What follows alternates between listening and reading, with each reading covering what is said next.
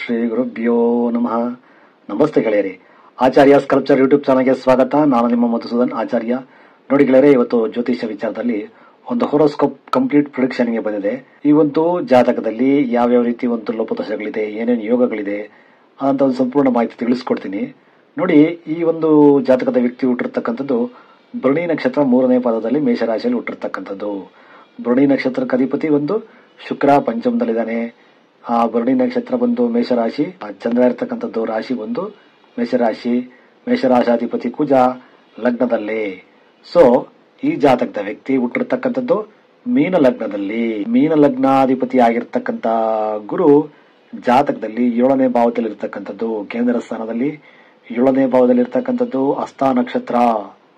So okay, ಕೇಂದ್ರ ಸ್ಥಾನ ಒಳ್ಳೆಯದೇ, ಲಗ್ನಾಧಿಪತಿಗೆ ಏನು ತೊಂದರೆ ಇಲ್ಲ. ಆದರೆ ಜಾತಕದಲ್ಲಿ ಇರ್ತಕ್ಕಂಥ ದೋಷ ಏನಪ್ಪಾ ಅಂದ್ರೆ, ರಾಹು ಲಗ್ನದಲ್ಲೇ ಬಂದು ಕೂತಿದ್ದಾನೆ, ಸಪ್ತಮದಲ್ಲಿ ಕೇತು ಇರ್ತಕ್ಕಂಥದ್ದು, ಮತ್ತೆ ಆ ರಾಹುವಿನ ಜೊತೆ ಇರ್ತಕ್ಕಂಥದ್ದು ಕುಜ 9ನೇ ಮನೆ ಭಾಗ್ಯಸ್ಥಾನ, ಪಿತೃಸ್ಥಾನ, ದೈವಸ್ಥಾನ ಅಧಿಪತಿ ಆಗಿರ್ತಕ್ಕಂಥ ಕುಜ ಧನಸ್ಥಾನ, ಕುಟುಂಬ ಸ್ಥಾನಕ್ಕೂ ಅಧಿಪತಿಯಾಗಿ ಲಗ್ನದಲ್ಲೇ ಬಂದು ಕೂತ್ಕೊಂಡ.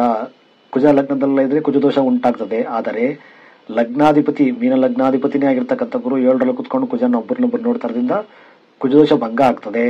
ಆದರೆ ಇಲ್ಲಿ ರಾಹು ಕುಜನ ಜೊತೆ ಇರ್ತಕ್ಕಂಥದ್ದು, ಕುಜ ರಾಹು ಮತ್ತೆ ಶತ್ರುಗಳಾಗಿರೋ ಕಾರಣ ಅದು ದೋಷಕಾರಿ ಆಗ್ತದೆ. ಅದಕ್ಕೆ ನೋಡಿ, ನಾನು ಇಲ್ಲಿ ಸಿಂಬಲ್ ಅಲ್ಲಿ ಕೊಟ್ಟಿದ್ದೀನಿ, ರಾಹು ಇಲ್ಲಿ ಡೇಂಜರಸ್ ಆಗ್ತಾನೆ. ರೇವತಿ ನಕ್ಷತ್ರದಲ್ಲಿ ಇರ್ತಕ್ಕಂಥದ್ದು ಬುಧನ ನಕ್ಷತ್ರದಲ್ಲಿ. ಸೊ ಕುಜ ರಾಹು ಒಂದೇ ಮನೆಯಲ್ಲಿದ್ದಾಗ ಆ ಭಾವಕ್ಕೆ ತೊಂದರೆ ಮಾಡ್ತಾರೆ.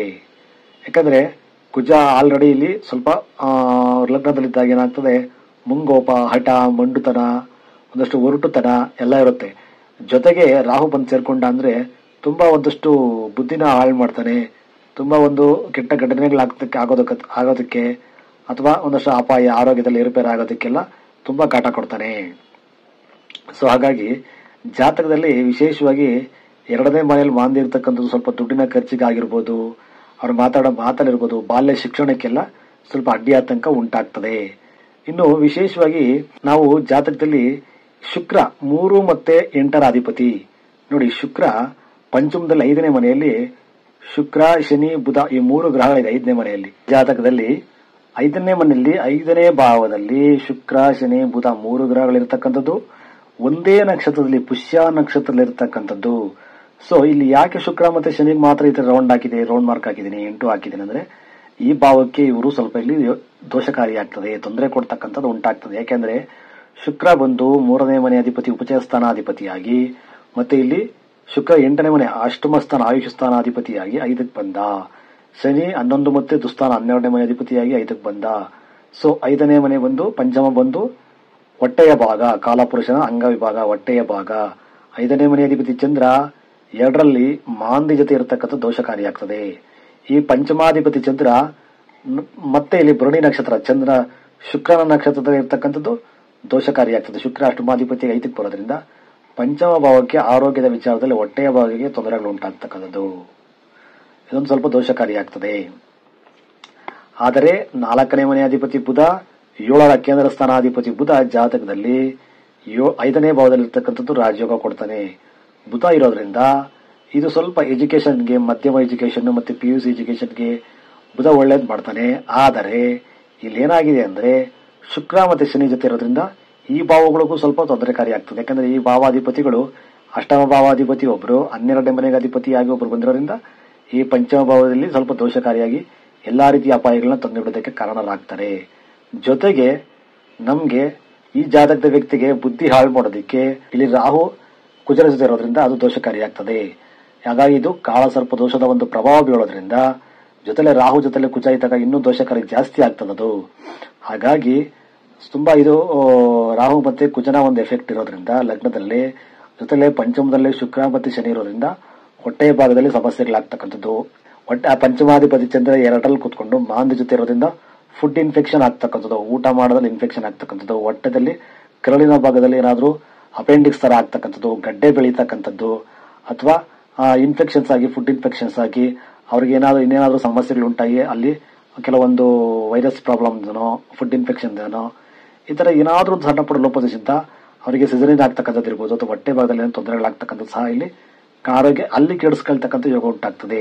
ಆದರೆ ಏನೇ ಸಮಸ್ಯೆಗಳಾದ್ರೂ ಲಗ್ನ, ಮೀನ ಲಗ್ನಾಧಿಪತಿ ಗುರು ಚೆನ್ನಾಗಿರೋದ್ರಿಂದ ಖಂಡಿತವಾಗ್ಲೂ ಎಲ್ಲಾನು ಕಿತ್ಕೊಳ್ತಕ್ಕಂಥ ಯೋಗ ಉಂಟಾಗ್ತದೆ. ಹಾಗಾಗಿ ಜಾತಕದಲ್ಲಿ 6ನೇ ಮನೆ ಅಧಿಪತಿ ರವಿ 4ಕ್ಕೆ ಹೋಗಿರ್ತಕ್ಕಂಥದ್ದು, ಆರಿದ್ರ ನಕ್ಷತ್ರದಲ್ಲಿ 4ನೇ ಮನೆ ಅಧಿಪತಿ ಬುಧ 5ಕ್ಕೆ ಬಂದಿರತಕ್ಕಂಥದ್ದು. ಮೀಡಿಯಂ ಎಜುಕೇಶನ್, ಒಂದು ಮಧ್ಯಮ ವರ್ಗದಲ್ಲಿ, ಮಧ್ಯಮ ರೀತಿಯಲ್ಲಿ ಅಂದ್ರೆ ಒಂದು ಸೆಕೆಂಡ್ ಕ್ಲಾಸ್ ಲೆವೆಲ್ಗೆ ಎಜುಕೇಶನ್ ಆಗ್ತಕ್ಕಂಥ ಯೋಗ ಉಂಟಾಗ್ತದೆ. ಯಾಕಂದ್ರೆ ಲಗ್ನದಲ್ಲೇ ಕುಜಾರಾಹು ಬಂದಾಗ ಸಾಮಾನ್ಯವಾಗಿ ಕಾನ್ಸಂಟ್ರೇಷನ್ ಕೊಡೋದಿಲ್ಲ. ಅವ್ರ ಮೈಂಡ್ ಡಿಸ್ಟರ್ಬ್ ಆಗ್ತಿರುತ್ತೆ, ಎಜುಕೇಶನ್ ಕಡೆ ಗಮನ ಇರೋದಿಲ್ಲ, ಸ್ವಲ್ಪ ಆಟ ಪಾಠ, ಸ್ವಲ್ಪ ಮಂಡುತನ, ಅಟಮಾರಿತನ ಆಗ್ತಕ್ಕಂಥದ್ದು, ಎಜುಕೇಶನ್ ಕಡೆ ಗಮನ ಇಲ್ಲದೆ ಎಜುಕೇಶನ್ ಹಾಳಾಗ್ತಕ್ಕಂಥ ಸಹ ಚಾನ್ಸಸ್ ಇರ್ತದೆ. ಸೊ ಹಾಗಾಗಿ ಏನು ಸಪ್ತಮಾಧಿಪತಿ ಬುಧ ಚೆನ್ನಾಗಿರೋದು, ಬುಧ ಪಂಚಮದಲ್ಲಿದ್ರು ಒಳ್ಳೆ ಯೋಗನೇ, ಅದು ಪೂರ್ವ ಪುಣ್ಯ ಸ್ಥಾನ. ಆದರೆ ಇಲ್ಲಿ ಕೆಲವು ಬಂದಿರತಕ್ಕಂಥ ಗ್ರಹಗಳ ಒಂದು ಸಂಯೋಗದಿಂದ ಆ ಭಾವಕ್ಕೆ ದೋಷ ಆಗ್ತದೆ. ಬುಧ ಕಾಪಾಡ್ತಾನೆ, ಶುಕ್ರ ಶನಿಯಿಂದ ತೊಂದರೆ ಉಂಟಾಗ್ತದೆ. ಹಾಗಾಗಿ ಆರೋಗ್ಯದ ಬಹಳ ಎಚ್ಚರಿಕೆಯಿಂದ ನೋಡ್ಕೋಬೇಕು. ಅಷ್ಟಮಾಧಿಪತಿ ಪಂಚಮಕ್ಕೆ ಬಂದಿರೋದ್ರಿಂದ, ಇಲ್ಲಿ ಶನಿ ಜೊತೆಯಲ್ಲೇ ಇರೋದ್ರಿಂದ ದೋಷಕಾರಿಯಾಗ್ತದೆ.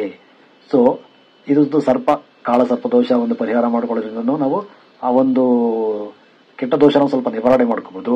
ಕುಜ ಮತ್ತೆ ರಾಹು, ಕುಜ ಇರ್ತಕ್ಕಂಥದ್ದು ಲಗ್ನಕ್ಕೆ ಒಳ್ಳೇದೆ. ಯಾಕೆಂದ್ರೆ ಲಗ್ನದಲ್ಲಿ ಕುಜ ಇದ್ದಾಗ ಆ 2ನೇ ಮನೆ ಅಧಿಪತಿಯಾಗಿ ಬಂದಿರೋದ್ರಿಂದ ಒಳ್ಳೇದಾಗುತ್ತೆ. 9ನೇ ಮನೆ ಅಧಿಪತಿಯಾಗಿ 2 ಮತ್ತು 9ರ ಅಧಿಪತಿಯಾಗಿ ಲಗ್ನಕ್ಕೆ ಕುಜ ಬಂದಿರೋದ್ರಿಂದ ತಂದೆಯ ವಿಚಾರದಲ್ಲಿ ಸ್ವಲ್ಪ, ತಂದೆ ಆಸ್ತಿ ಪಾಸ್ತಿ ವಿಚಾರದಲ್ಲಿ, ತಂದೆಯ ಆರೋಗ್ಯದ ವಿಚಾರದಲ್ಲಿ, ತಂದೆಯ ಬಿಸಿನೆಸ್ ವಿಚಾರದಲ್ಲಿ, ಕುಟುಂಬದ ಧನಕಾಸು ವಿಚಾರದಲ್ಲಿ ಅನುಕೂಲ ಆಗುತ್ತೆ. ಜಾತಕ ವ್ಯಕ್ತಿಗೆ ಅವ್ರ ಕಡೆಯಿಂದ ಹೆಚ್ಚು ಸಪೋರ್ಟ್ ಸಿಗುತ್ತೆ, ತಂದೆ ಕಡೆಯಿಂದ ಹೆಚ್ಚು ಸಪೋರ್ಟ್ ಸಿಗ್ತಕ್ಕಂಥದ್ದು, ತಾಯಿ ಕಡೆಯಿಂದ ಹೆಚ್ಚು ಸಪೋರ್ಟ್ ಸಿಗ್ತಕ್ಕಂಥದ್ದು. ಯಾಕಂದ್ರೆ 4ನೇ ಮನೆ ಮಾತೃಸ್ಥಾನ, ಈ ಮಾತೃಸ್ಥಾನಾಧಿಪತಿ ಬುಧ 5ರಲ್ಲಿರೋದ್ರಿಂದ ತಾಯಿಗೆ ಆಯುಷ್ಯ ಆರೋಗ್ಯ ವೃದ್ಧಿ ಆಗ್ತದೆ. ಆದ್ರೆ ಶುಕ್ರ ಶನಿ ಇರೋದ್ರಿಂದ ಅದು ಸ್ವಲ್ಪ ಆಗಾಗ ಹಿಂಸೆ ಕೊಟ್ಟರೆ ಅದು ತಡ್ಕೊಳ್ತಕ್ಕಂಥ ಶಕ್ತಿ ಇರ್ತದೆ. ಮತ್ತೆ ತಾಯಿ ಕಾರಕ, ಮಾತೃಕಾರಕ ಚಂದ್ರ ಪೊಸಿಷನ್ ಚೆನ್ನಾಗಿರುತ್ತೆ 2ನೇ ಭಾವದಲ್ಲಿರೋದ್ರಿಂದ ತಾಯಿ ಮತ್ತೆ ತಂದೆ 2 ಕಡೆಯಿಂದನೂ ಈ ಜಾತಕದ ವ್ಯಕ್ತಿಗೆ, ಅಂದ್ರೆ ಈ ಒಂದು ಜಾತಕದ ವ್ಯಕ್ತಿಗೆ ಒಳ್ಳೆ ಧನ ಲಾಭ, ಒಳ್ಳೆ ಆಸ್ತಿ ಪಾಸ್ತಿ, ಸ್ವಂತ ಮನೆ ಭೂಮಿ ಯೋಗ ಎಲ್ಲನೂ ಸಿಗ್ತಕ್ಕಂಥ ಯೋಗ ಉಂಟಾಗ್ತದೆ. ಆದರೆ ಜೊತೆಲೆ ರಾಹು ಇರೋದ್ರಿಂದ ಅದನ್ನೆಲ್ಲ ಇವರು ಏನಂತೀವಿ ನಾವು ದೋಷಗಳಿಂದ, ಆ ಒಂದು ರಾಹುವಿನ ಪ್ರಭಾವದಿಂದ, ಮಾಂದಿಯ ಪ್ರಭಾವದಿಂದ, ಶುಕ್ರ ಮತ್ತೆ ಶನಿಯ ಪ್ರಭಾವದಿಂದ ಎಲ್ಲ ದುಂದು ವೆಚ್ಚ ಆಗ್ತಕ್ಕಂಥದ್ದು, ಎಲ್ಲನೂ ನಾವು ಯಾವ್ದು ಸರಿಯಾಗಿ ಉಳಿಸ್ಕೊಳಕ್ಕೆ ಆಗದೆ ಇರತಕ್ಕಂಥದ್ದು, ಎಜುಕೇಶನ್ ಹಾಳಾಗ್ತಕ್ಕಂಥದ್ದು ಎಲ್ಲನೂ ಸಹ ಇಲ್ಲಿ ಕಾಣಿಸ್ತಾ ಇದೆ. ಒಳ್ಳೆ ಯೋಗ ಇದ್ರು, ಕುಜನಿಂದ ಒಳ್ಳೆ ಯೋಗ ಇದೆ. ಸಲ್ಲದಕ್ಕೆ ರಾಹು ಇರೋದ್ರಿಂದ ಮನಸ್ಸಿಗೆ ತಲೆಗೆ ಬುದ್ಧಿಗೆ ಹಾಳು ಮಾಡ್ತಾನೆ, ವಿಪರೀತ ಕೋಪ ಕೊಡ್ತಾನೆ, ಮಂಡುತನ, ಆಟ ಮಾಡ್ತಕ್ಕಂಥದ್ದು, ಕೆಟ್ಟ ಚಟಗಳಿಗೆ ಬಲಿಯಾಗ್ತಕ್ಕಂಥದ್ದು ರಾಹು ಕೊಡ್ತಾನೆ. ಚಂದ್ರ ಬಂದು ಒಳ್ಳೆ ದುಡ್ಡು, ಫೆಸಿಲಿಟಿ, ಒಳ್ಳೆ ಮಾತು, ಒಳ್ಳೆ ಕುಟುಂಬ ಕೊಟ್ರೆ, ಮಾಂದಿ ಬಂದು ಕುಟುಂಬದಲ್ಲಿ ಜಗಳ ಕಲಹಗಳು ತಂದಿರ್ತಾನೆ, ಹೆಚ್ಚು ದುಂದು ವೆಚ್ಚ ಮಾಡಿಸ್ತಾನೆ, ಕೆಟ್ಟ ಒಂದು ಮಾತು ಬಾಯಲ್ಲಿ ಬರತಕ್ಕಂಥದ್ದು, ಲೋಪದೋಷ ಉಂಟು ಮಾಡತಕ್ಕಂಥ ಯೋಗ ಉಂಟಾಗ್ತದೆ. ನಂತರ ಇನ್ನ ಬುಧ 5ರಲ್ಲಿ ಪಂಚಮದಲ್ಲಿ ಒಳ್ಳೆ ಯೋಗ ಇದೆ, ಒಳ್ಳೆ ಎಜುಕೇಶನ್ ಇದೆ, ಒಳ್ಳೆ ಹೆಂಡತಿ, ಒಳ್ಳೆ ದಾಂಪತ್ಯ ಜೀವನ ಎಲ್ಲ ಇದ್ರುವೆ. ಆದರೆ ಶುಕ್ರ ಮತ್ತೆ ಶನಿ ಇರ್ತಕ್ಕಂಥ ಪೊಸಿಷನ್, ಶುಕ್ರ 8ನೇ ಮನೆ ಅಧಿಪತಿ, ಶನಿ 12ನೇ ಮನೆ ಅಧಿಪತಿಗೆ ಬಂದಿರೋದ್ರಿಂದ ಆರೋಗ್ಯಕ್ಕೆ ಸಮಸ್ಯೆ ಕೊಡ್ತಕ್ಕಂಥದ್ದು, ಅದೃಷ್ಟಕ್ಕೆ ಏಟಾಗ್ತಕ್ಕಂಥದ್ದು, ಆ ದೇವರ ಆ ಒಂದು ಭಕ್ತಿ ವಿಚಾರದಲ್ಲಿ ಲೋಪದೋಷ ಉಂಟಾಗ್ತಕ್ಕಂಥದ್ದು, ನಿರಾಸಕ್ತಿ ತೋರಿಸ್ತಕ್ಕಂಥದ್ದು ಸಹ ಇಲ್ಲಿ ಉಂಟಾಗ್ತದೆ. ಹಾಗಾಗಿ ಎಜುಕೇಶನ್ ವಿಚಾರದಲ್ಲಿ ಎಚ್ಚರಿಕೆಯಿಂದ ನೋಡ್ಕೋಬೇಕು. ಎಜುಕೇಶನ್ ಆಗಾಗ ತೊಂದರೆ ಉಂಟಾಗ್ತದೆ. ಮತ್ತೆ ಆರೋಗ್ಯಕ್ಕೂ ಸಹ ಇಲ್ಲಿ ಹೊಟ್ಟೆಯ ಭಾಗದಲ್ಲಿ ತೊಂದರೆ ಆಗ್ತಕ್ಕಂಥದ್ದು, ಹೊಟ್ಟೆಯಿಂದ ಕಿಬ್ಬೊಟ್ಟೆಯಲ್ಲಿ ತೊಂದರೆ ಆಗ್ತಕ್ಕಂಥದ್ದು. ಯಾಕಂದ್ರೆ ಅಷ್ಟಮ ಬಂದು ನಮ್ಗೆ ಇಲ್ಲಿ ನೋಡಿ, ಇದು ಹೊಟ್ಟೆ ಭಾಗ, 5ನೇ ಮನೆ ಹೊಟ್ಟೆ ಭಾಗ, 6ನೇ ಮನೆ ಇದು ಕಿಡ್ನಿ, ಸೊಂಟ, 7ನೇ ಮನೆ ಬಂದು ಗುಪ್ತ ಸ್ಥಾನ ಅಂದ್ರೆ ಮೂತ್ರ ವಿಸರ್ಜನೆ ಮಾಡ್ತಕ್ಕಂಥದ್ದು, 8ನೇ ಮನೆ ಬಂದು ನಾವು ಮಲ ವಿಸರ್ಜನೆ ಅಂದ್ರೆ ನಾವೇನ್ ಬ್ಯಾಕ್ ಸೈಡ್ ನಾವು ಒಂದು ಮೋಷನ್ ಮಾಡ್ತೀವಿ ಆ ಜಾಗತಕ್ಕಂಥ ಈ ಜಾಗ. ಈ ಮನೆ ಅಧಿಪತಿ ಇಲ್ಲಿ 5ಕ್ಕೆ ಬಂದ, ಪುಷ್ಯ ಶನಿಯ ನಕ್ಷತ್ರದಲ್ಲಿ ಇರೋದ್ರಿಂದ ಇದೇನಾಗ್ತದೆ, ಅಷ್ಟಮಾಧಿಪತಿ 5ಕ್ಕೆ ಬಂದಿರೋದ್ರಿಂದ, 5ನೇ ಮನೆ ಅಧಿಪತಿ ಮಾಂದಿ ಜೊತೆ ಇರೋದ್ರಿಂದ, ಜೊತೆಲೆ ಲಗ್ನದಲ್ಲಿ ಕುಜಾರ ಅವರಲ್ಲಿ ಎಕ್ಸೆಸ್ ಆಫ್ ಹೀಟ್ ಆಗ್ತದೆ. ಏನಾದ್ರು ತೊಂದರೆಗಳು, ಆರೋಗ್ಯ ಕೆಡ್ತಕ್ಕಂಥದ್ದು, ಆ ಜಾಗದಲ್ಲಿ ಏನಾದ್ರು ಸಿಸರೇನ್ ಆಗ್ತಕ್ಕಂಥದ್ದು, ಆದರ ಸಮಸ್ಯೆಗಳಲ್ಲಿ ಕುಜಾರಾಹು ಕಾಂಬಿನೇಷನ್, ಶುಕ್ರ ಶನಿ ಕಾಂಬಿನೇಷನ್ ತೊಂದರೆ ಕೊಡುತ್ತೆ. ಹಾಗಾಗಿ ಎಲ್ಲಾ ಒಳ್ಳೆಯ ಪೊಸಿಷನ್ ನಲ್ಲಿ ಒಳ್ಳೆ ಗ್ರಹಗಳಿದ್ರು ಜೊತೆಲೆ ಪಾಪ ಗ್ರಹಗಳು ರಾಹು ಇರ್ತಕ್ಕಂಥದ್ದು, ಮಾಂದಿ ಇರ್ತಕ್ಕಂಥದ್ದು, ಇಲ್ಲಿ ಶುಕ್ರ ಮತ್ತೆ ಶನಿ ಕಾಂಬಿನೇಷನ್ ಚೆನ್ನಾಗಿಲ್ದಾನೆ ಕಾರಣ ಎಲ್ಲಾ ರೀತಿ ದೋಷಗಳಿಗೆ ಸಿಕ್ಕಾಕೊಂಡಿದೆ. ಈ ಜಾತಕದ ವ್ಯಕ್ತಿಗೆ ಈ ಒಂದು ಸಂಕಷ್ಟಗಳನ್ನ ಅನುಭವಿಸತಕ್ಕಂಥದ್ದು. ಬಟ್ ಲಗ್ನಾಧಿಪತಿ ಚಂದ್ರ ನಕ್ಷತ್ರದಲ್ಲಿರೋದ್ರಿಂದ ಗುರು ಚಂದ್ರ 2ರಲ್ಲಿದ್ದಾನೆ, ಕುಟುಂಬ ಸ್ಥಾನದಲ್ಲಿ ಎಲ್ಲಾನು ತಡ್ಕೊಂಡು ಗೆದ್ಕೊಳ್ತಕ್ಕಂಥ ಯೋಗ ಉಂಟಾಗ್ತದೆ. ಅದಕ್ಕೋಸ್ಕರ ಇವ್ರು ಮಾಡ್ಕೋಬೇಕಾಗಿರ್ತಕ್ಕಂಥದ್ದು ಶುಕ್ರ ಯಾವ್ದಾದ್ರು ದೇವಿ ಆರಾಧನೆ, ಚಂಡಿ ಆರಾಧನೆ, ದುರ್ಗಾದೇವಿ ಆರಾಧನೆ ಮಾಡ್ಕೋಬೇಕಾಗ್ತದೆ. ಮತ್ತೆ ಇವರು 9ನೇ ಮನೆ ಅಧಿಪತಿ ಕುಜ ಇರೋದ್ರಿಂದ ಮನೆದೇವರ ಆರಾಧನೆ ಹೆಚ್ಚು ಮಾಡ್ಕೊಳ್ಳೋದ್ರಿಂದ, ಮತ್ತೆ ಕಾಳಸರ್ಪ ದೋಷ ನಿವಾರಣೆ ಮಾಡ್ಕೊಳ್ಳೋದ್ರಿಂದ, ಸರ್ಪ ಸಂಸ್ಕಾರ, ಆಶ್ಲೇಷ ಬಲಿ ಇವೆಲ್ಲ ಮಾಡ್ಕೊಳ್ಳೋದ್ರಿಂದ ಸಹ ಖಂಡಿತವಾಗ್ಲೂ ಭಗವಂತ ಅನುಗ್ರಹ ಮಾಡ್ತಾನೆ. ಮುಂದೆ ಆರೋಗ್ಯ ವೃದ್ಧಿ ಆಗತಕ್ಕಂಥ ಯೋಗ ಉಂಟಾಗ್ತದೆ. ಯಾಕಂದ್ರೆ ಇವರಿಗೆ ನಾವು ಇಲ್ಲಿ ನಡೀತಾ ಇರತಕ್ಕಂಥ ದಶಾಭುಕ್ತಿ ಬಂದು ರವಿ ದಶೆ 2017ಗೆ ಮುಗಿದೋಗಿದೆ, 2011ರಿಂದ 2017ಕ್ಕೆ ಮುಗಿದೋಗಿದೆ.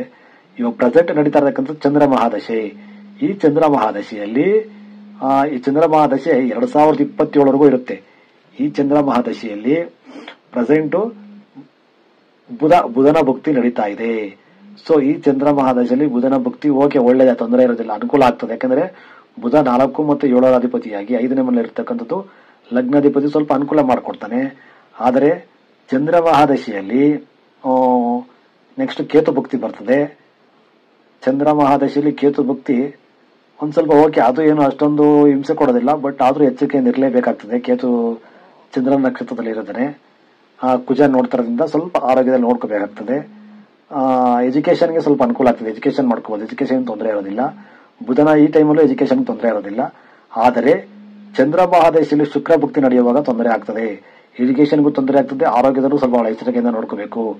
ಚಂದ್ರ ಮಹಾದಶೆ ಶುಕ್ರನಿಗೆ ಇಲ್ಲಿ ಶುಕ್ರ ಅಷ್ಟಮಾಧಿಪತಿಯಾಗಿ 8ಕ್ಕೆ ಬಂದಿರತಕ್ಕಂಥದ್ದು, ಲಗ್ನಾಧಿಪತಿಗೆ 3ನೇ ಸ್ಥಾನದಲ್ಲಿ ಲಗ್ನಾಧಿಪತಿ ಶುಕ್ರನಿಗೆ 3ನೇ ಸ್ಥಾನದಲ್ಲಿರೋದ್ರಿಂದ ಸ್ವಲ್ಪ ದೋಷಕಾರಿ ಆಗೋದ್ರಿಂದ ಚಂದ್ರದಶೆಯಲ್ಲಿ ಶುಕ್ರ ಭುಕ್ತಿ 2027ವರೆಗೂ ಇರುತ್ತೆ. 25ರಿಂದ ಫೆಬ್ರವರಿ 25ರಿಂದ 27ವರೆಗೂ ಇರುತ್ತೆ. ಇವರು ಸ್ವಲ್ಪ ಇದರಲ್ಲಿ ವಿಚಾರದಲ್ಲಿ ಎಚ್ಚರಿಕೆಯಿಂದ ಇರಬೇಕು. ನಂತರ ಇನ್ನು ಚಂದ್ರ ಮಹಾದಶೆಯಲ್ಲಿ ರವಿ ಭುಕ್ತಿ 2027ರಿಂದ 2027 ಮಾರ್ಚ್ ಇಂದ ಸೆಪ್ಟೆಂಬರ್ 27ರವರೆಗೂ ಚಂದ್ರದಶೆಯಲ್ಲಿ ರವಿ ಭುಕ್ತಿ ಇರ್ತದೆ. ರವಿ ಭುಕ್ತಿ ಓಕೆ, ಏನು ಅಷ್ಟೊಂದು ಕೆಟ್ಟ ದೋಷ ಉಂಟು ಮಾಡೋದಿಲ್ಲ, ಅನುಕೂಲ ಆಗುತ್ತೆ, ಅದೇನು ತೊಂದರೆ ಕೊಡೋದಿಲ್ಲ. ಆದರೆ ಚಂದ್ರದಶೆ ಮುಗಿದ ಮೇಲೆ ಬರ್ತಕ್ಕಂಥದ್ದು ಕುಜನ ಮಹಾದಶೆ ಸೆಪ್ಟೆಂಬರ್ 27ರಿಂದ ಸೆಪ್ಟೆಂಬರ್ 2034ವರೆಗೂ 7 ವರ್ಷಗಳ ಕಾಲ ಕುಜನ ದಶೆ ಇರುತ್ತೆ. ಕುಜ ಲಗ್ನದಲ್ಲಿದ್ರೂ ಏನು ತೊಂದರೆ ಇಲ್ಲ, 9ನೇ ಮನೆ ಆಗಿರೋದ್ರಿಂದ, ಭಾಗ್ಯಸ್ಥಾನಾಧಿಪತಿ ಆಗಿರೋದ್ರಿಂದ ಭೂಮಿ ಯೋಗ, ವಾಹನ ಯೋಗ ಇರತಕ್ಕಂಥದ್ದು, ಎಜುಕೇಶನ್ ವಿಚಾರದಲ್ಲಿ ಇರಬಹುದು, ಕೆಲವೊಂದೆಲ್ಲ ಒಳ್ಳೇದು ಮಾಡ್ತಾನೆ. ಆದ್ರೆ ಸ್ವಲ್ಪ ತಂದೆ ರಾಹು ಜೊತೆ ಇರೋದ್ರಿಂದ ತಂದೆ ಆರೋಗ್ಯ ಸ್ವಲ್ಪ ಎಚ್ಚರಿಕೆಯಿಂದ ನೋಡ್ಕೋಬೇಕು. ಮತ್ತೆ ದಾಂಪತ್ಯ ವಿಚಾರ ಸ್ವಲ್ಪ ಡಿಲೇ ಆಗ್ತದೆ. ಮ್ಯಾರೇಜ್ ವಿಚಾರದಲ್ಲಿ ಸ್ವಲ್ಪ ಹಿಂಸೆ ಕೊಟ್ಟು ಒಂದಷ್ಟು ಮನಸ್ತಾಪಗಳು, ಮದುವೆ ಅದೆಲ್ಲ ಏನಾದ್ರು ಆ ಟೈಮಲ್ಲಿ, ಇನ್ನೂ ಈಗ ಮದುವೆ ಆ ಟೈಮಿಗೆ ಮದುವೆ ಟೈಮ್ ಬರುತ್ತೆ ಇಲ್ಲ ಗೊತ್ತಿಲ್ಲ, ಬಟ್ ಆ ತರ ಏನಾದ್ರು ಇದ್ರೆ ಅದು ಸ್ವಲ್ಪ ದಾಂಪತ್ಯಕ್ಕೆ ದೋಷಕಾರಿ ಆಗ್ತದೆ. ಅದ್ರ ಬಿಟ್ರೆ ಭೂಮಿ ಯೋಗ, ವಾಹನ ಯೋಗ, ಉದ್ಯೋಗಕ್ಕೆ ಸಂಬಂಧಪಟ್ಟಿರ್ತಕ್ಕಂಥದ್ದು, ದುಡ್ಡಿನ ವಿಚಾರದಲ್ಲೆಲ್ಲ ಸ್ವಲ್ಪ ಹೆಚ್ಚು ಧನಲಾಭ ಉಂಟಾಗ್ತಕ್ಕಂಥ ಯೋಗ ಉಂಟಾಗ್ತದೆ. ನೆಕ್ಸ್ಟ್ ಕುಜದಶೆ ಮುಗಿದ್ಮೇಲೆ ಬರ್ತಕ್ಕಂಥದ್ದು ರಾಹು ಮಹಾದಶೆ 2024 ಸೆಪ್ಟೆಂಬರ್ ಇಂದ ಸೆಪ್ಟೆಂಬರ್ 2052ವರೆಗೂ ರಾಹು ದಶೆ ಇರುತ್ತೆ. ರಾಹು ಲಗ್ನದಲ್ಲಿರೋದ್ರಿಂದ ಕುಜನ ಜೊತೆ ಇರೋದ್ರಿಂದ ಸ್ವಲ್ಪ ಹಿಂಸೆ ಕೊಡ್ತಾನೆ. ಒಳ್ಳೆ ಉದ್ಯೋಗ, ಒಳ್ಳೆ ಬಿಸಿನೆಸ್ ಎಲ್ಲ ಇದ್ರೆ ಇನ್ಫೆಕ್ಷನ್ಸ್ ಜಾಸ್ತಿ ಆಗೋದು ಆರೋಗ್ಯದಲ್ಲಿ, ಅದು ಬ್ಲಡ್ ಇನ್ಫೆಕ್ಷನ್ ಇರ್ಬೋದು, ಅಥವಾ ವಾಟರ್ ಇನ್ಫೆಕ್ಷನ್ ಇರ್ಬೋದು, ಫುಡ್ ಇನ್ಫೆಕ್ಷನ್ ಇರ್ಬೋದು, ಈ ತರ ಒಂದು ಸಮಸ್ಯೆಗಳು ಕೊಟ್ಬಿಡ್ತಾನೆ. ಹಾಗಾಗಿ ರಾಹು ದಶೆಯಲ್ಲಿ ಸುಬ್ರಹ್ಮಣ್ಯ ಸ್ವಾಮಿ ಆರಾಧನೆ, ರಾಹುವಿನ ಆರಾಧನೆ, ಸರ್ಪದೇವತೆಗಳ ಆರಾಧನೆ ಮಾಡ್ಕೊಳ್ಳೋದ್ರಿಂದ ಆ ಒಂದು ದೋಷ ನಿವಾರಣೆ ಮಾಡ್ಕೊಂಡು ಕಡಿಮೆ ಮಾಡ್ಕೋಬಹುದು. ಮತ್ತೆ ದುರ್ಗಾದೇವಿ ಆರಾಧನೆ, ದುರ್ಗಾ ಪಾರಾಯಣ ಮಾಡೋದು, ಚಂಡಿದೇವಿ ಪೂಜೆ ಮಾಡಿಸೋದು ಎಲ್ಲನೂ ಸಹ ಖಂಡಿತವಾಗ್ಲೂ ರಾಹು ಒಂದು ಶಾಂತಿಗೆ ಅನುಕೂಲ ಆಗ್ತದೆ. ಹಾಗಾಗಿ ಗುರು ಮಹಾದಶೆ ಏನು ತೊಂದರೆ ಇರೋದಿಲ್ಲ, ಗುರು ಮಹಾದಶೆಯಲ್ಲಿ ಒಳ್ಳೇದಾಗುತ್ತೆ, ಖಂಡಿತ ಒಳ್ಳೇದಾಗುತ್ತೆ. ಗುರು ಲಗ್ನಾಧಿಪತಿನೇ ಆಗಿರೋದ್ರಿಂದ, ಕೇಂದ್ರದಲ್ಲಿ ಇರೋದ್ರಿಂದ ಭಗವಂತ ಒಳ್ಳೇದ್ ಮಾಡೇ ಮಾಡ್ತಾನೆ, ಅನುಕೂಲ ಆಗಿ ಆಗುತ್ತೆ. ಹಾಗಾಗಿ ಲಗ್ನದಲ್ಲೇ ಕುಜ ಇರ್ತಕ್ಕಂಥದ್ದು ತೊಂದರೆ ಇಲ್ಲ, ಆದ್ರೆ ರಾಹು ಇರ್ತಕ್ಕಂಥದ್ದು ಡೇಂಜರ್ ಆಗಿರೋದ್ರಿಂದ ರಾಹು ಕಾಳಸರ್ಪ ದೋಷ ನಿವಾರಣೆ ಮಾಡ್ಕೋಬೇಕು. ಆರೋಗ್ಯ ಕಾಪಾಡ್ಕೋಬೇಕಂದ್ರೆ ಎಜುಕೇಶನ್ ಚೆನ್ನಾಗಿ, ಬಾಲ್ಯ ಶಿಕ್ಷಣಕ್ಕೂ ಸ್ವಲ್ಪ ತೊಂದರೆ ಇದೆ ಮಂದಿರೋದ್ರಿಂದ, ಮಧ್ಯಮ ಶಿಕ್ಷಣ ಓಕೆ ಏನ್ ತೊಂದರೆ ಇಲ್ಲ, ಆದ್ರೆ PUC ಎಜುಕೇಶನ್ ಓಕೆ ತೊಂದರೆ ಇಲ್ಲ. ಬಟ್ ಹೈಯರ್ ಎಜುಕೇಶನ್ಗೆ ಸ್ವಲ್ಪ ಕಷ್ಟ ಆಗ್ತದೆ, ಯಾಕಂದ್ರೆ ಕುಜ ರಾಹು ಕಾಂಬಿನೇಷನ್ ಇರೋದ್ರಿಂದ ಹೈಯರ್ ಎಜುಕೇಶನ್ಗೆ ಸ್ವಲ್ಪ ತೊಂದರೆ ಆಗ್ತದೆ. ಬಾಲ್ಯ ಶಿಕ್ಷಣ, ಹೈಯರ್ ಎಜುಕೇಶನ್ ಸ್ವಲ್ಪ ಇಲ್ಲಿ ಹಿಂಸೆ ಕೊಡುತ್ತೆ. ಹಾಗಾಗಿ ಎಜುಕೇಶನ್ ವಿಚಾರದಲ್ಲಿ ಬಹಳ ಎಚ್ಚರಿಕೆಯಿಂದ ಇರಬೇಕು. ಆರೋಗ್ಯದ ಸಮಸ್ಯೆನೇ ಇವರಿಗೆ ಕಾಡಿಸಿ ಎಜುಕೇಶನ್ ಹಾಳು ಮಾಡತಕ್ಕಂಥ ಯೋಗ ಉಂಟಾಗ್ತದೆ.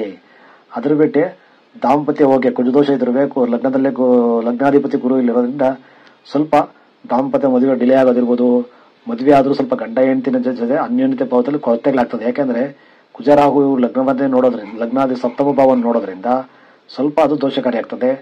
ತದನಂತರ ಸಪ್ತಮಾಧಿಪತಿ ಪಂಚಮದಲ್ಲಿರೋದ್ರಿಂದ ಅದು ಅನುಸರಿಸ್ಕೊಂಡು ಹೋಗ್ತಕ್ಕಂಥ ಯೋಗ ಮುಂದೆ ಖಂಡಿತವಾಗ್ಲೂ ಉಂಟಾಗ್ತದೆ. ಹಾಗಾಗಿ ನಂತರ ಇನ್ನೊಂದೇನೋ ವಿಚಾರ ಅಂದ್ರೆ, ಸಪ್ತಮಾಧಿಪತಿ ಇಲ್ಲಿ ದುಸ್ವಭಾವ ರಾಶಿ ಇರೋದ್ರಿಂದ, ಕರ್ಕಾಟಕ ರಾಶಿಯಲ್ಲಿ ಪುಷ್ಯ ನಕ್ಷತ್ರದಲ್ಲಿ ಇರೋದ್ರಿಂದ ಲಗ್ನಾಧಿಪತಿ ಜಾತಕ ಜೊತೆಗೆ 2 ಮದುವೆ ಆಗ್ತಕ್ಕಂಥ ಯೋಗ ಸಹ ಇಲ್ಲಿ ಕಾಣಿಸ್ತಾ ಇದೆ. ಅದರೂ ಸಹ ನೋಡ್ಕೋಬೇಕಾಗ್ತದೆ. ಹಾಗಾಗಿ ಸಾಮಾನ್ಯವಾಗಿ ಇವ್ರು ಮಾಡ್ಕೋಬೇಕಾಗಿರ್ತಕ್ಕಂಥದ್ದು ಕುಜ ಶಾಂತಿ ಪೂಜೆ ಅವಶ್ಯಕತೆ ಇರೋದಿಲ್ಲ, ಆದ್ರೆ ಸುಬ್ರಹ್ಮಣ್ಯ ಸ್ವಾಮಿ ಪೂಜೆ ಹೆಚ್ಚಾಗಿ ಮಾಡ್ಕೋಬೇಕು, ಕಾಳಸರ್ಪ ದೋಷ ನಿವಾರಣೆ ಮಾಡ್ಕೋಬೇಕು, ರಾಹು ಕೇತುಗಳ ಆರಾಧನೆ, ದುರ್ಗಾದೇವಿ ಆರಾಧನೆ ಮಾಡ್ಕೊಳ್ಳೋದ್ರಿಂದ ಸ್ವಲ್ಪ ಶಿವನಿಗೆ ಮೃತ್ಯುಂಜಯ ಹೋಮ, ರುದ್ರಾಭಿಷೇಕ ಮಾಡಿಸೋದ್ರಿಂದ ಖಂಡಿತವಾಗ್ಲೂ ಆರೋಗ್ಯ ವೃದ್ಧಿ ಆಗ್ತದೆ. ಯಾಕೆಂದ್ರೆ ಕರ್ಕಾಟಕ ರಾಶಿಯಲ್ಲಿ ಸಮಸ್ಯೆ ಆಗಿರ್ತಕ್ಕಂಥದ್ದು, ಈ ಕರ್ಕಾಟ ರಾಶಿಗೆ ಅಧಿದೇವತೆ ಒಂದು ಶಿವ ಆಗಿರೋದ್ರಿಂದ ಶಿವನಿಗೆ ರುದ್ರಾಭಿಷೇಕ ಮಹಾಮೃತ್ಯುಂಜಯ ಪೂಜೆಗಳನ್ನು ಮಾಡಿಸೋದ್ರಿಂದ ಭಗವಂತ ಖಂಡಿತ ಅನುಕೂಲ ಮಾಡ್ತಾರೆ, ಖಂಡಿತ ಅನುಕೂಲ ಆಗ್ತದೆ. ಆದರೆ ಹೆಚ್ಚಾಗಿ ತಾಯಿಗೆ ಸ್ವಲ್ಪ ಇಲ್ಲಿ ಅನುಕೂಲ ಇದೆ, ತಾಯಿ ಕಡೆಯಿಂದ ಹೆಚ್ಚು ಬೆನಿಫಿಟ್ ಇದೆ. ಒಂದು ತಾಯಿಗೆ ಇಲ್ಲಿ ಆಯುಷ್ಯ ಆರೋಗ್ಯಕ್ಕೆ ತೊಂದರೆ ಇರೋದಿಲ್ಲ. ಆದರೆ ಮಾಂದಿರೋದ್ರಿಂದ ಆಗಾಗ ಸ್ವಲ್ಪ ಹಿಂಸೆ ಆಗ್ತದೆ. ಹಾಗಾಗಿ ಶಿವನ ಆರಾಧನೆ ಹೆಚ್ಚಾಗಿ ಮಾಡೋದ್ರಿಂದ ತಾಯಿ ಸಹ ಇಲ್ಲಿ ಸೂರ್ಯ ನಮಸ್ಕಾರ ಮತ್ತೆ ಶಿವನ ಆರಾಧನೆ ಹೆಚ್ಚಾಗಿ ಮಾಡೋದ್ರಿಂದ ತಾಯಿ ಮತ್ತೆ ಮಗನಿಗೆ ಇಬ್ಬರಿಗೂ ಸಹ ಒಳ್ಳೆ ಒಂದು ಆರೋಗ್ಯ ವೃದ್ಧಿ ಆಗ್ತಕ್ಕಂಥದ್ದು, ಆಯುಷ್ಯ ವೃದ್ಧಿ ಆಗತಕ್ಕಂಥದ್ದು ಖಂಡಿತ ಉಂಟಾಗ್ತದೆ. ವಿಶೇಷ ಜಾತಕದಲ್ಲಿ ಕುಜ ಇರತಕ್ಕಂಥದ್ದು ತೊಂದರೆ ಇಲ್ಲ, ಚಂದ್ರ ಇರತಕ್ಕಂಥ ಪೊಸಿಷನ್ ತೊಂದರೆ ಇಲ್ಲ. ಆದರೆ ಜೊತೆಲೆ ರಾಹು ಇರತಕ್ಕಂಥ ದೋಷಕಾರಿ, ಜೊತೆಲೆ ಮಾಂದಿ ಇರತಕ್ಕಂಥ ದೋಷಕಾರಿ, ಶುಕ್ರ ಶನಿ ಇರತಕ್ಕಂಥದ್ದು ಒಂದೇ ಮನೆಯಲ್ಲಿ ಇದು ದೋಷಕಾರಿ. ಬುಧ ಚೆನ್ನಾಗಿದ್ದಾನೆ, ಬುಧ ಸೂಪರ್ ಆಗಿದ್ದಾನೆ, ಬುಧನ್ ತೊಂದರೆ ಇಲ್ಲ. ಇಲ್ಲಿ ರವಿದು ನಾರ್ಮಲ್ ಆಗಿದೆ, ಏನು ತೊಂದರೆ ಇಲ್ಲ. ಆದರೆ ಪೊಸಿಷನ್ಸ್ ಕೆಟ್ಟಿರ್ತಕ್ಕಂಥ ಶುಕ್ರ ಶನಿ ಮಾಂದಿ ಮತ್ತೆ ರಾಹು ಪೊಸಿಷನ್ಸ್ ತುಂಬಾ ಬ್ಯಾಡ್ ಆಗಿದೆ. ಹಾಗಾಗಿ ಅಷ್ಟಮಾಧಿಪತಿ ಆಗಿರೋದ್ರಿಂದ ಇಲ್ಲಿ ಬಂದು ಕೂತಿರೋದ್ರಿಂದ ಸಮಸ್ಯೆ ಆಗಿದೆ. ನೋಡಿ, ಯಾವತ್ತೂ ಅಷ್ಟೇ ನಾವು ಹುಟ್ಟಿರ್ತಕ್ಕಂಥ ನಕ್ಷತ್ರ ಅಧಿಪತಿ ಚೆನ್ನಾಗಿರ್ಬೇಕು. ನೋಡಿ, ಈ ವ್ಯಕ್ತಿ ಹುಟ್ಟಿರ್ತಕ್ಕಂಥದ್ದು ಭರಣಿ ನಕ್ಷತ್ರ.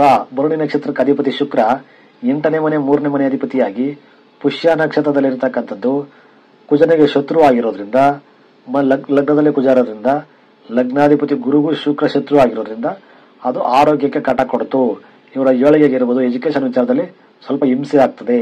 ಅದಕ್ಕೆ ದುರ್ಗಾದೇವಿ ಆರಾಧನೆ, ಚಂಡಿ ಹೋಮ ಅಥವಾ ದುರ್ಗಾ ಸಪ್ತಶತಿ ಪಾರಾಯಣ ಮಾಡೋದ್ರಿಂದನೂ ಅನುಕೂಲ ಆಗ್ತದೆ. ನಂತರ ಕಾಳಸರ್ಪ ದೋಷ ನಿವಾರಣೆ ಮಾಡಿಕೊಂಡು ಸುಬ್ರಹ್ಮಣ್ಯ ಸ್ವಾಮಿ ಆರಾಧನೆ ಮಾಡ್ಕೊಳ್ಳೋದ್ರಿಂದನೂ, ಶಿವನಿಗೆ ರುದ್ರಾಭಿಷೇಕ ಮಾಡಿಸೋದ್ರಿಂದ ಸಹ ಎಲ್ಲಾ ರೀತಿಯ ಲೋಪದೋಷಗಳನ್ನ ಕಡಿಮೆ ಮಾಡ್ಕೊಂಡು ಜೀವನದಲ್ಲಿ ಒಂದು ಒಳ್ಳೆ ಯೋಗನ ಖಂಡಿತವಾಗ್ಲೂ ಅನುಭವಿಸಕ್ಕೆ ಒಂದು ಒಳ್ಳೆ ಸಮಯ ಬಂದೇ ಬರುತ್ತೆ, ಅನುಕೂಲ ಆಗೇ ಆಗುತ್ತೆ. ಇದೊಂದು ಸಣ್ಣ ಜಾತಕ ವಿಮರ್ಶೆಗಳಿದೆ. ವಿಡಿಯೋ ಲೈಕ್ ಮಾಡಿ, ಅಭಿಪ್ರಾಯನ ಕಮೆಂಟ್ ಮಾಡಿ. ನಮಸ್ತೆ, ಒಳ್ಳೆದಾಗ್ಲಿ.